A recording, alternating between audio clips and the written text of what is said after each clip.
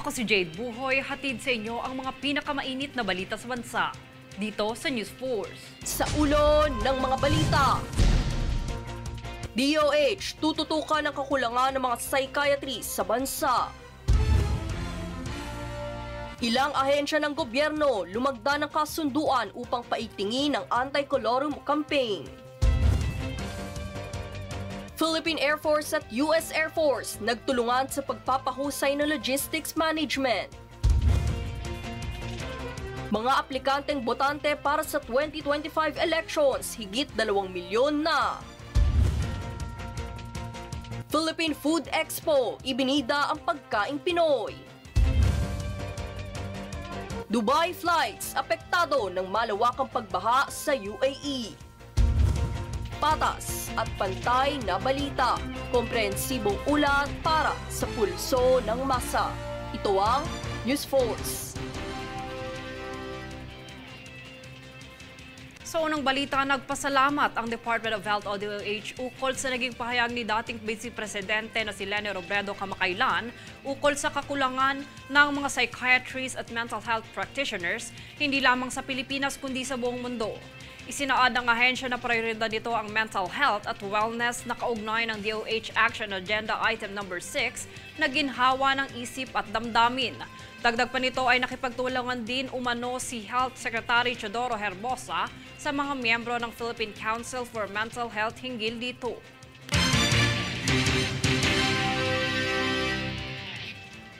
Tiniyak ng National Food Authority o NFA na walang dapat ikabahala sa supply ng bigas sa kabila ng pagkakaroon ng manipis na stock ng ahensya. Para sa detalye, narito si Francis Riodique. Ayon sa National Food Authority, mayroon ng ahensya ng 42,000 metric tons ng supply ng bigas. Ito umano ay malayo sa kanilang target na 300,000 metric tons. Ayon kay NFA OIC Director Larry Lacson, aminado ang ahensya na nahirapan silang bumili ng bigas. Aniya ito ay dahil sa mataas ang farm gate price nito. Kaya naman sa kasalukuyan ay manipis ang stock ng bigas ng NFA. Ngunit pagtitiyak ng NFA, wala naman umanong dapat ikabahala. Ito ay dahil mataas naman umano ang produksyon ng bigas ng bansa. Aniya ito naman ay sapat na umano para sa Pilipinas.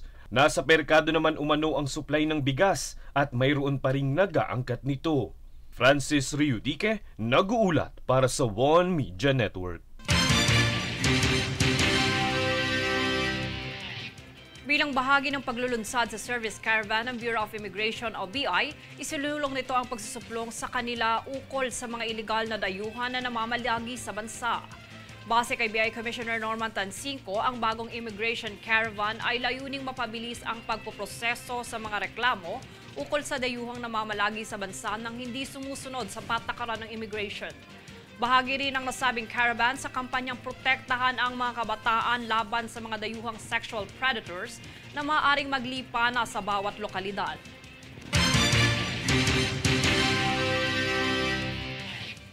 Bilang suporta sa pagpapanatili ng kapayapaan at kaunlaran sa lugar ng Basilan, nangako ang Department of the Interior and Local Government o DILG na suportahan ang kanilang pamahalaan.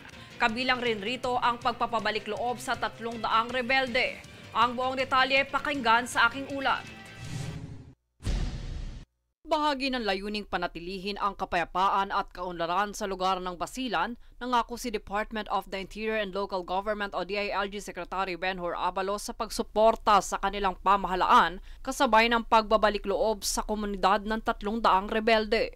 Ayon sa ulat, nasa 300 dating miyembro ng Abu Sayyaf ang nagbalik sa komunidad. Dito nagpahayag si Abalos ukol sa mga programang ipapatupad upang masuportahan ang hanap buhay ng mga nagbalik na dating rebelde. Dagdag pa niya, mainam para sa Basilan ang mga planong paggawa ng karagdagang infrastruktura, paliparan, pier na siyang katuwang ang gobernador na si Jim Saliman at ang alkalde na si Jules Hataman. Ayon kay Abalos, ang mga inisyatibong inihanda para sa Basilan ay mula sa mga parangal na kanilang natanggap sa pambansang pamahalaan gaya ng Galing Pook, SGLG at Gawad Kalasag. Pahayag naman ni Governor Saliman, ang layuning panatilihin ang kapayapaan ay makakamit mula sa pagkakaisa ng kanilang komunidad. Jade Buhoy, nag-uulat para sa One Media Network. Samantala, rumisponde ang Philippine Coast Guard o PCG sa naganap na medical emergency sa isang RoRo vessel patungong Batangas Port. Isang pasahero ang iniulat na nakaranas ng seizure sa isang distress call na natanggap ng Coast Guard Station Batangas. Agad na nagbigay ng karagdagang tulong ang Coast Guard District Southern Tagalog Medical Team pagdating ng barko sa nasabing port. Samantala, ang individual ay pinadala naman sa Philippine Heart Center para sa kaukulang pangangailangang medikal matapos ma-diagnose na may komplikasyon ito sa puso at bato.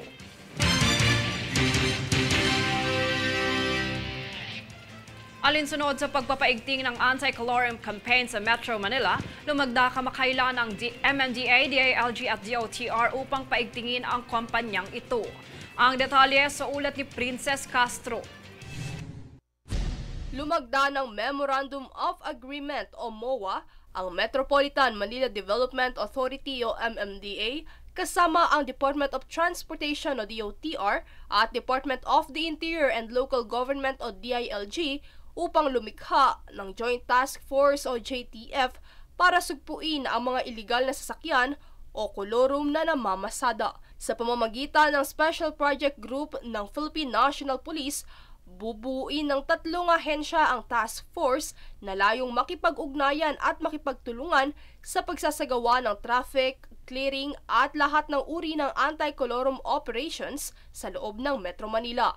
Dagdag pa rito, ang mga miyembro ng JTF ay magkakaroon ng otoridad na tukuyin ang mga paglabag sa transportasyon sa loob ng NCR at magkakaroon ng otoridad na gumamit at mag-issue ng mga paglabag o citation ticket. Sa ginanap na MOA signing ceremony sa Camp Krames sa Quezon City, sinabi ni MMDA Acting Chairman Attorney Romando Don Artes na ang kasunduan ay isang malaking hakbang sa kampanya laban sa mga kolorum na sasakyan.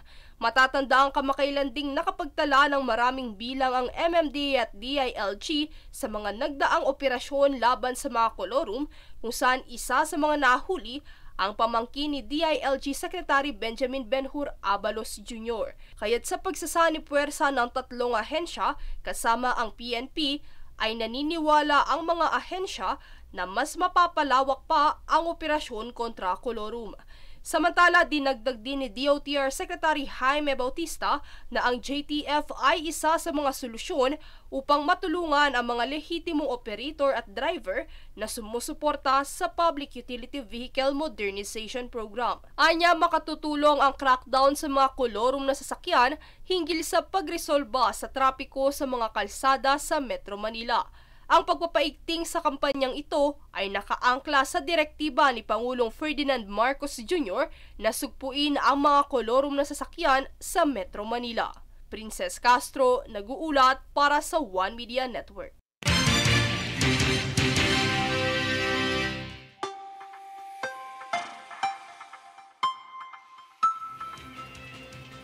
Mas titindi pa ngayong Mayo ang init ng panahon ayon sa Philippine Atmospheric, Geophysical and Astronomical Services Administration o PAG-ASA. Kaugnay nito, binalaan naman ang publiko na manatiling protektado laban sa matinding init na mararanasan pa sa mga susunod na araw. Partikular na ang mga sakit na maaaring makuha rito tulad ng heat cramps, heat exhaustion at posibleng heat stroke.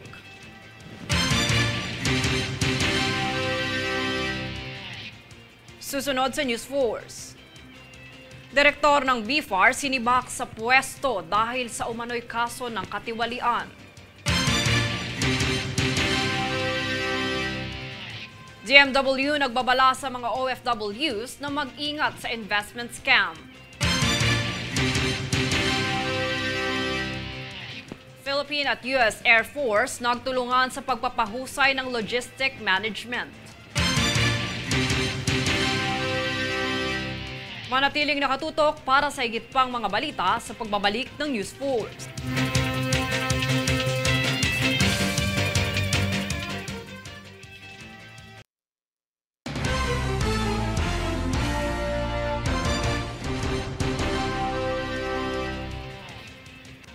Nagsagawa ng sesyon ng pagbabahagi ng kaalaman ang Philippine Air Force o PAF at ang US Air Force ukol sa pamamahala ng mga kagamitan at consumables bilang bahagi ng kanilang pakikipagtulungan upang mapabuti ang pamamahala ng logistic.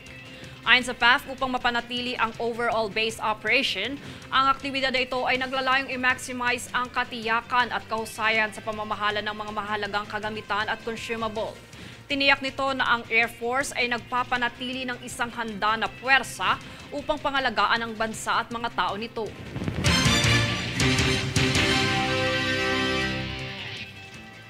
Sa ibang balita, tinanggal sa pwesto ng Office of the Ombudsman si Bureau of Fisheries and Aquatic Resources o BFAR Director Demosthenes Escoto.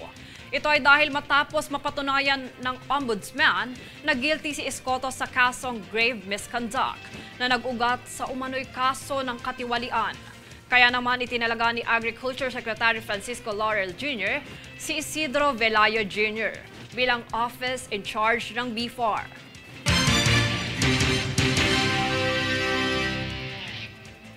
Paalala po sa ating mga kababayang OFWs, mag-ingat sa pagtitiwala sa mga ahenteng nagpapakilala bilang parte ng isang investment company dahil laganap ngayon ang investment scam. Alamin ang iba pang detalye sa ulat ni Francis Riodique.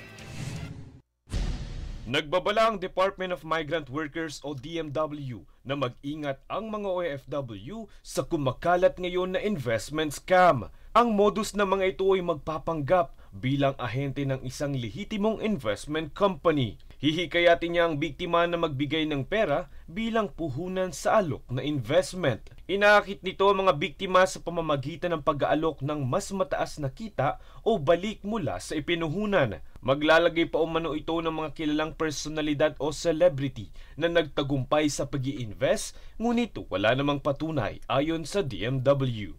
Kinilala ng Securities and Exchange Commission na ang pinagmumulan ng investment scam na ito ay ang Trade 13.0 Xerox. Ito umano ay hindi rehistrado at hindi lisensyadong korporasyon. Sa kasalukuyan ay nakikipag-ugnayan na ang DMW sa iba't ibang ahensya ng gobyerno at private stakeholders upang ipakalat sa mga OFW ang naturang scam. Francis Riodique, nag-uulat para sa One Media Network. Ipinabatid sa publiko ng Department of Social Welfare and Development o DSWD na hindi totoo ang muling pagkalat ng maling impormasyon ukol sa educational assistance. Nakasaad sa Peking Post ang buwan ng educational assistance kung saan nilinaw ng DSWD na wala pang inaanunsyo na detalye ang kagawaran ukol sa pagsisimula ng pamamahagi. Pinag-iingat ng kagawaran ang publiko sa ganitong mga kumakalat na fake news kung tawagin at sumabaybay lamang sa opisyal na account nito.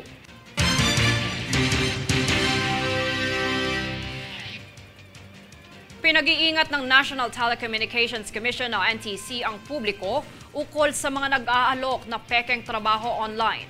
Yan ang balitang hatid ni Daniza Lopez. Nagbigay ng babala sa publiko ang National Telecommunications Commission o NTC na maging mapanuri sa mga alok na trabaho online dahil iilan dito ay matuturing peke o isang scam. Pagbabahagi ni NTC Region 1 Legal Officer Ana Minel Maningding, ang kadalasang alok ng mga nanggagancho ay iyong masyadong madadali na hindi naman dumadaan sa karaniwang proseso ng pagkuha ng mga dokumento para sa isang trabaho. Ang panluloko na ginagawa ay nangyayari kung saan ipapadownload ng nanggagancho ang isang aplikasyon at dapat na ilink ang e-wallet dito para lagyan din ng pera sa umano'y karagdagang investments. Ngunit kalaunan ay hindi na mabubuksan ang aplikasyon at hindi na makukuha muli ang pera na nilagay. Nagbibigay din umano ito ng mga peking permits mula sa Department of Trade o Industry o DTI, kaya't paalala ni Maningding ay huwag agad maniwala sa mga alok na hindi makatotohanan dahil paliwanag niya ay walang madaling paraan para kumita. Daniza Lopez, nag-uulat para sa One Media Network.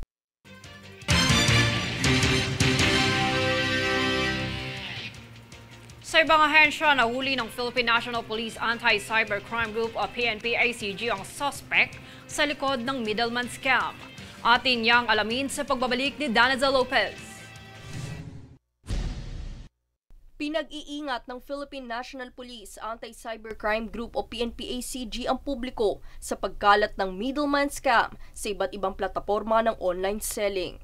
Ito ay nangyayari kung saan magpapanggap ang suspect bilang middleman sa pagitan ng buyer at lehitimong supplier para sa isang transaksyon, ngunit kalaunan ay wala naman itong ugnayan sa supplier at itatakbo na ang perang nakuha mula sa biktima. Sa ganitong uri ng panloloko ay arestado ng ACG ang isang suspect sa likod ng middleman scam sa Facebook Marketplace. Ang biktimang naloko ay nagbayad para sa 10 modem na binibenta, ngunit napag-alamang hindi lehitimo ang transaksyon nang walang pumasok na pera sa account ng mismong lehitimong supplier. Payag naman ni ACG Director Police Major General Sidney Hernia, ang ganitong uri ng scam ay nakakakuha ng pera ang nanggagancho mula sa biktima, pati na rin ng produkto mula sa lehitimong supplier. Kung kaya't pinayuhan nito ang publiko na beripikahing mabuti ang mga nagbebenta sa pamamagitan ng rating at reviews na mayroon ito sa mga plataporma. Daniza Lopez, nag-uulat para sa One Media Network. Mahigit 2 milyong Pilipino na ang nagparehistrong aplikanteng botante para sa 2025 midterm elections. Sa ulat ng Commission on Elections sa COMELEC, may kabuang 2,082,744 na mga aplikasyon ng botante. Sa pagpapatuloy nito, inaasahan ng COMELEC na makakamit ang target nitong 3 milyong bagong botante hanggang sa katapusan ng Setyembre.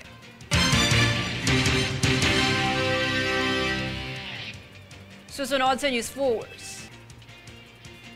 Quezon City, pinasinayaan ang Wave of Change Art Installation Exhibit alinsunod sa pagsusulong ng plastic-free na lungsod. Manatiling nakatutok para sa higit pang mga balita sa pagbabalik ng News Force.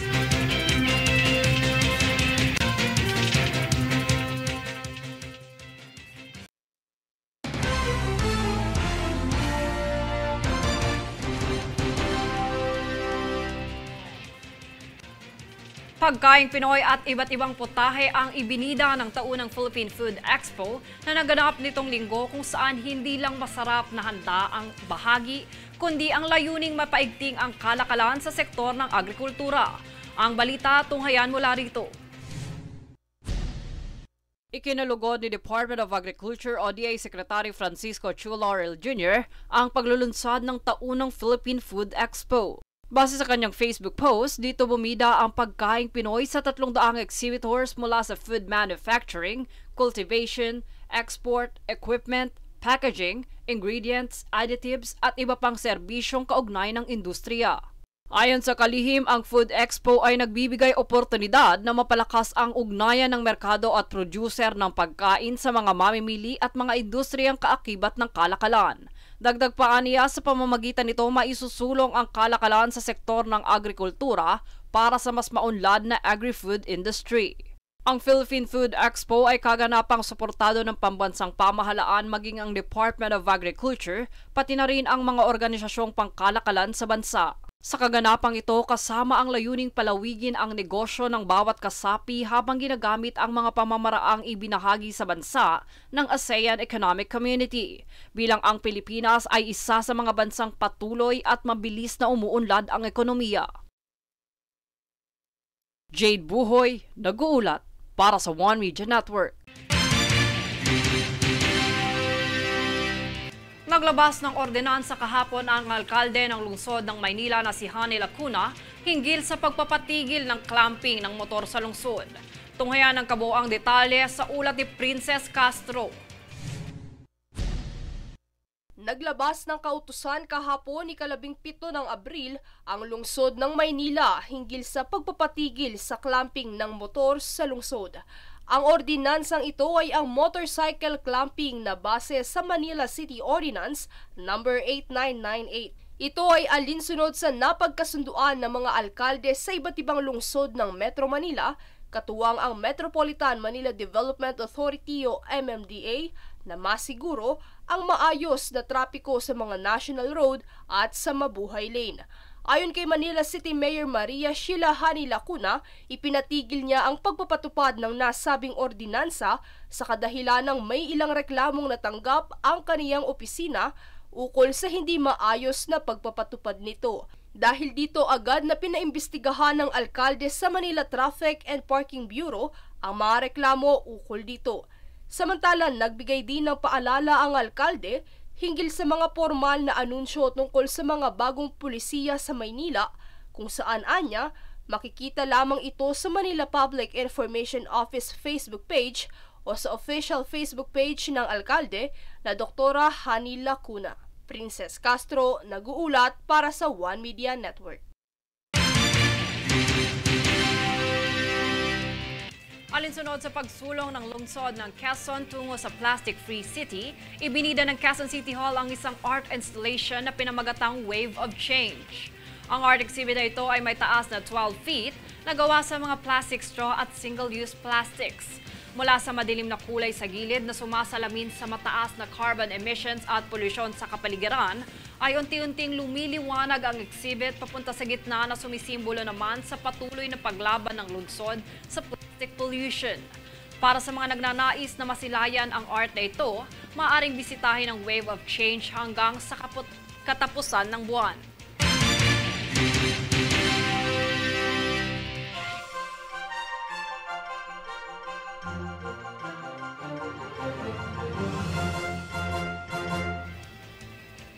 Balitang pandaigdigang walang tigil ang naging pag-ulan at lumubog pa sa baha ang ilang bahagi ng Dubai sa United Arab Emirates.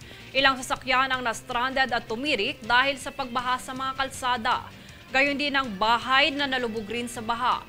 Dahil rito naantala rin ang ilang Dubai flights. Pinapayuhan ng Dubai airports na makipag-ugnayan ang mga pasahero sa kani-kanilang mga airline para sa estado ng kanilang mga flights. Sa tala at ulat, ito na umano ang itinuturing na pinakamalakas na pag-ulan sa nakalipas na 24 oras sa UAE.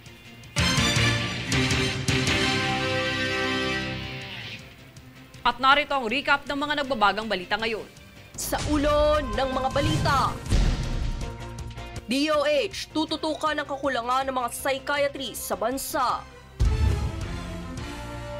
Ilang ahensya ng gobyerno lumagda ng kasunduan upang paigtingin ang anti-colorum campaign.